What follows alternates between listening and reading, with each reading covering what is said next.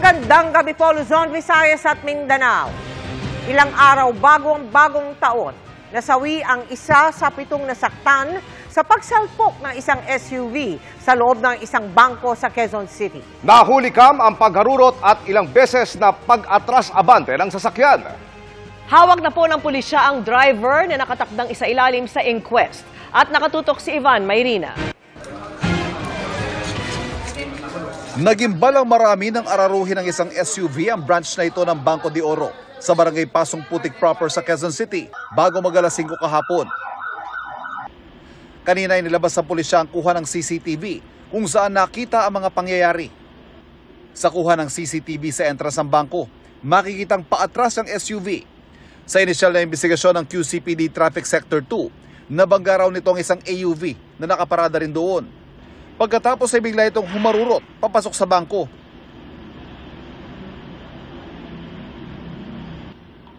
Sa kuha naman ng CCTV sa loob ng bangko, makikitang biglang napatayong ilang teller nang humarurot papunta sa kanila ang SUV. Ang isang kliyente, napasandal na lang sa pader at naipit sa gilid ng sasakyan. Umatras ang SUV pero biglang umabante ulit. At tuluyan itong nawasak ang mga counter. Nag-atras abante pa ulit ang SUV.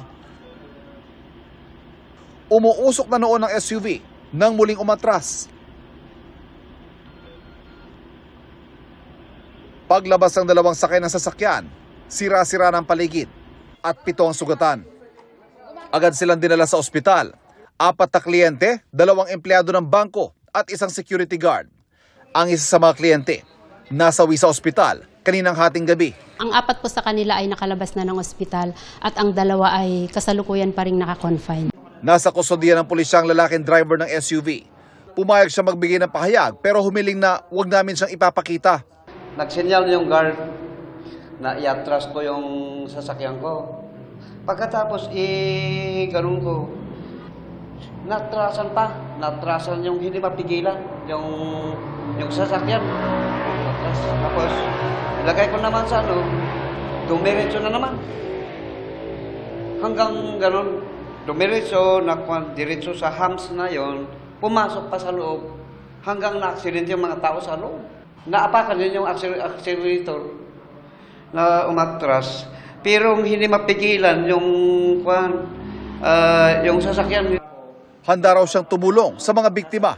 Pasensya kayo, hindi ko ginusto ganitong mangyari sa akin na kayo po ay gumawa ka ng mga ganitong sakuna na kayo po ay maaksidente. Isa sa ilalim sa inquest ng driver at maharap siya sa reklamong reckless imprudence resulting in homicide, multiple physical injuries and damage to property. Sa isang pahayag, sinabi ng BDO na nakikipag-ugnayan sila sa mga otoridad kaugnay ng insidente. Tinutugunan daw ng bangko mga pangangailangan medikal ng mga nasaktan. Prioridad daw nila ang kaligtasan ng mga customer at ng empleyado ng bangko. Para sa GMA Integrated News, Ivan Mayrina, nakatutok, 24 oras.